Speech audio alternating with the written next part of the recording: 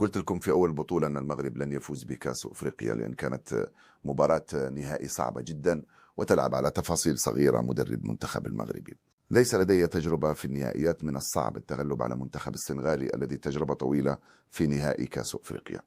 المنتخب السنغالي لعب جيدا على المنتخب المغربي، كان يسيطر على المباراة وتحت لي كثير من الفرص، وتالق كبير للحارس المنتخب المغربي ياسين بونو، انقاذ مرماه من اهداف محققة لولا ياسين بونو.